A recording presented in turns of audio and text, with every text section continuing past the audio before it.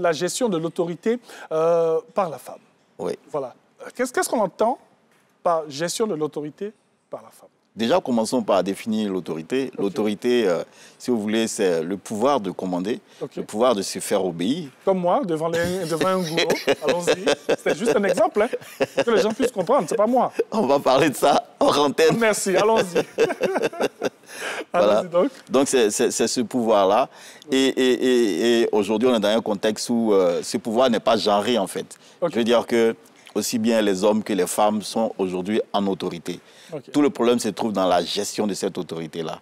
Comment cette autorité est gérée et comment cette autorité aussi est perçue par rapport à ceux qui l'autorité s'applique. Bien sûr. Toute la difficulté se trouve là. Bien sûr. Alors donc, on va faire un état des lieux. Faisons un état des lieux, oui. Des réalités professionnelles. Oui, absolument. Il faut savoir que depuis... il y a deux générations, hein. Il y a la génération de nos pères, de nos frères, de nos grands-pères aussi, où la femme avait beaucoup de difficultés à pouvoir émerger, donc à se voir confier des postes de commandement, des postes d'autorité. Ça, c'était hier.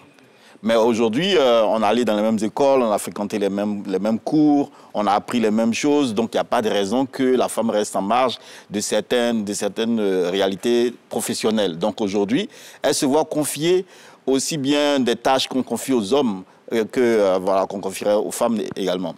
Donc, à ce niveau-là, le problème ne se trouve pas. Oui. Le problème se trouve où? C'est qu'il y a le droit qui garantit certaines choses aux femmes, certaines acquisitions aux femmes, mais pendant que le droit, lui, prend l'ascenseur, les mentalités sont encore dans les escaliers. Bien sûr. Les mentalités n'évoluent pas au même rythme que les droits. Oui. Alors, nous évoluons dans un contexte culturel, un contexte religieux, où la femme, en griffe, a des rôles dévolus, où la femme a des positions normalement qu'elle ne doit pas occuper. Ça, c'est encore dans nos têtes, malgré le fait que la société évolue en droit. Les mentalités sont à ces niveaux-là. Et du coup, quand la femme se retrouve en train de gérer son autorité, ce dont elle ne se rend pas compte très facilement, c'est qu'elle passe plus de temps à prouver aux hommes qu'elle est à la hauteur, qu'elle sait faire, qu'elle peut faire, même mieux qu'eux. Donc, à force de leur prouver cela, souvent, on assiste à des dérives, dérives comportementales, pardon. On assiste également à des abus de pouvoir, on assiste également à des résultats contraires à ce qu'on escompte, en fait. Donc là se trouve le problème au niveau de la femme. Et en même temps, au niveau des hommes, c'est que la perception de cette façon de manager, souvent, n'est pas bien assimilée.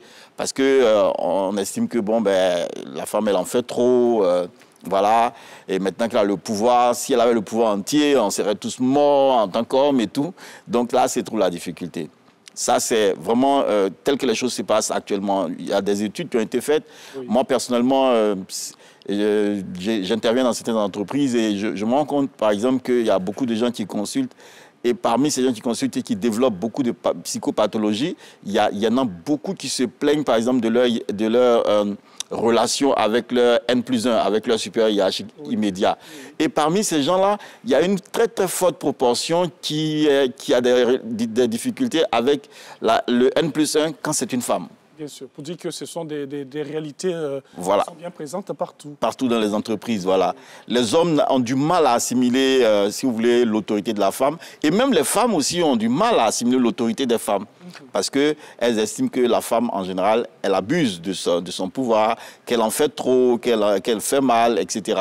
Alors que, bon, il est de la responsabilité de l'entreprise, comme de tout le monde, hein, de pouvoir enseigner la gestion de l'autorité. Parce que ça ne va pas de soi. Bien sûr. Voilà. On va rester dans ce que vous êtes en train de nous dire, là, pour un prolongement sur les différentes natures de l'autorité.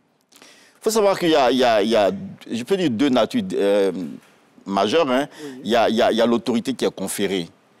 Le ministre prend un arrêté, le président de la République prend un décret, le chef d'entreprise prend une décision pour dire à partir d'aujourd'hui, telle personne est le chef de tel service, est le responsable de telle autre sous-direction ou bien direction, etc. Ça, c'est l'autorité qui est conférée. Oui. Donc, on me confère ça certainement peut-être en regardant mon background universitaire, en regardant mes diplômes, en regardant mes compétences professionnelles et techniques. Donc, on me confère un poste, on me confère une autorité. Et je dois gérer à la fois le bâtiment, le local, je veux dire. Je dois gérer comment on appelle ça, les tâches qui sont faites dans ce contexte-là. Je dois également gérer les hommes, je dois également gérer les résultats, je dois également gérer, si vous voulez, les performances, je dois gérer tout ça en tant que chef désormais. Ça, c'est pas toujours qu'on l'apprend à l'école. Donc, qu'on soit femme ou pas, ça, c'est des choses auxquelles tous les jeunes, enfin, tous les travailleurs sont confrontés. On me recrute parce que j'ai un PhD en économie, mais je ne suis pas forcément un bon gestionnaire des hommes. Donc ça, il faut l'apprendre. Et puis, dessus quoi, quand je suis une femme dans un contexte culturel où la femme, dans la tête, dans la mentalité des gens, a des rôles dévolus, c'est doublement compliqué. Il faut doublement apprendre. Donc là, c'est trop le défi majeur quand c'est l'autorité qui est conférée. Cette autorité qui est conférée, elle ne fait pas forcément l'autorité naturelle. Et là, c'est la deuxième, si vous voulez, la deuxième nature de l'autorité, l'autorité qui est naturelle, qui est certainement liée peut-être au charisme, au leadership de la personne, qui découle en fait de son assertivité, le fait, par exemple, de donner sa position, de montrer, de s'affirmer, tout en tenant compte de celui qui est en face et en évitant au maximum les conflits. Donc, l'assertivité ici va permettre à celui qui est dans une gestion de l'autorité naturelle de pouvoir, si vous voulez, imposer son autorité sans forcément écraser celui qui est en face de lui. Et ça, il y a beaucoup d'hommes politiques qui le comprennent. Par exemple, ils tiennent compte de la population, de ce que les gens veulent, ils descendent à leur niveau, ils écoutent. Ça, c'est vraiment, si vous voulez, ce qui est souhaité en matière de leadership. Donc, il faut pouvoir muter de l'autorité conférée à l'autorité naturelle. L'autorité, on me nomme directeur d'une entreprise, on me nomme chef d'un service, mais je n'ai pas forcément la capacité de gérer les hommes. Donc, il faut que je mute de cette autorité qu'on me confère à l'autorité naturelle. Comment amener mes collaborateurs à me suivre? Comment les emmener à travailler efficacement sans avoir à se plaindre? Là, se trouve le défi. Donc, c'est dans la transition que très souvent, le problème se trouve. C'est tout un processus qu'il faut forcément apprendre. Apprendre. Et qui a l'avantage de la femme, c'est que la femme, naturellement, les capacités d'un bon manager, c'est qu'on requiert d'un bon manager, les femmes ont ça naturellement. Elles savent écouter, elles savent prendre soin des gens, elles savent se mettre au service. Ça, naturellement, elles ont appris ça dans la société. Malheureusement, elles se retrouvent dans un contexte professionnel où elles ont tendance à oublier ça, à occulter ça et à se comporter comme le chef des hommes et non pas une chef femme. Voilà. Et donc, ça crée le problème, en fait. Ça crée le problème. C'est de pouvoir muter de l'autorité conférée à l'autorité naturelle. L'autorité naturelle qui, elle, fait que, bon, je suis le chef, mais je ne deviens pas moi un serviteur qui se met au service des autres, qui se met à la disposition des autres, qui est à leur écoute, qui a leurs soins. Et c'est de cette façon-là que je vais pouvoir me faire obéir sans que les gens aient l'impression que je les étouffe, que je les écrase. Est-ce qu'à cause de tous ces préjugés que nous avons, est-ce que dans cet état de fait-là, il n'y a pas lieu peut-être de marquer une certaine rigueur, une certaine rigidité, une certaine force pour dire que oui, je suis présente, je suis là, je suis votre chef, c'est moi qui ai l'autorité? Vous savez, l'autorité se reconnaît. L'autorité se reconnaît. On n'a pas besoin d'imposer. Celui qui revendique sa tigritude, en général, ce n'est pas un vrai tigre. Quand le lion il passe, tout le monde sait que c'est un lion. Merci de le dire. Voilà. Merci. Donc, quand un gros passe, on sait que le gros est là. Oui. Vous voyez, c'est naturel. Merci pour l'exemple. C'est tout naturel. Oui. Donc, vous voyez, si vous voyez un manager en train de dire « c'est moi le chef, toi non », c'est que la personne a besoin d'apprendre le management des hommes. On n'a pas besoin de crier, on n'a pas besoin de s'imposer, on n'a pas besoin d'imposer. On a juste besoin de conduire. C'est un mot bien simple, mais qui a beaucoup de sens, beaucoup de valeur. Beaucoup de choses. Il y a beaucoup de choses à l'intérieur. Voilà. Ce petit mot, management. Management, oui. Il y a une grosse différence entre le management ici et puis la notion de gestionnaire. Oui. C'est les gestionnaires qui sont assis dans leur bureau. Toi, fais ci, passe là, ne fais pas ça. Le manager, il est devant. Il donne l'exemple. Le manager, il arrive à 7 heures au travail. Il n'a pas besoin de prendre des notes pour dire « j'ai constaté que les travailleurs arrivent en retard ». Il n'a pas besoin de ça. Il vient lui-même avant l'heure et les gens le regardent. Et quand on le regarde, on copie. On est obligé. Le chef est là à 7 heures, toi tu fais quoi à 9 heures sur la route? Ça t'oblige quelque part. Ça, c'est un manager. Mais le chef le gestionnaire, lui, il est assis dans son bureau. Bon, là, je vois qu'il y a trop de retard ici, on va sanctionner. Non. Or, c'est ça qu'on voit très généralement. Il faut que les gens apprennent le management des hommes et non pas la gestion simple des hommes. Ça, c'est dépassé. C'est tellement beau ce que vous êtes en train de dire. Je sais que ça fait titre dans la tête de beaucoup de personnes qui nous regardent en ce moment. Comment gérer les hommes, qu'on soit dans une grosse entreprise ou même dans une petite entreprise, c'est tout simplement important. Hein, de comprendre le management. Alors, on va revenir un peu sur les difficultés que les femmes rencontrent. C'est vrai qu'on va s'attarder un peu là-dessus, parce qu'on sait qu'il y en a. Hein, il y a d'énormes difficultés qu'elles rencontrent dans la gestion, bien sûr, de cette autorité-là. Déjà, les premiers pesanteurs, c'est les pesanteurs culturels. Dans nos sociétés africaines en général, dans nos cultures, dans la plupart de nos cultures, la femme, elle a des rôles dévolus. On dit non, elle doit être dans un foyer, elle doit être dans le foyer, c'est elle qui doit prendre soin des enfants, de son mari, de la maisonnée. Et on ne la voit qu'à ces niveaux-là, on ne la limite qu'à ce rôle en général. Du coup, quand on la voit en entreprise, c'est le premier choc déjà pour les mentalités rétrogrades. Deuxième choc qui va venir, c'est quand on ne la voit pas seulement en entreprise, mais on la voit en train d'être chef, se voir confier des responsabilités qui, pour les hommes, devraient être dévolues qu'aux hommes. Ça fait la deuxième difficulté. Donc, du coup, on assiste déjà à des blocages psychologiques. Quand la chef veut dérouler son management, déjà, souvent, on entend, mais comme toi, comme ça, là, j'en ai à la maison.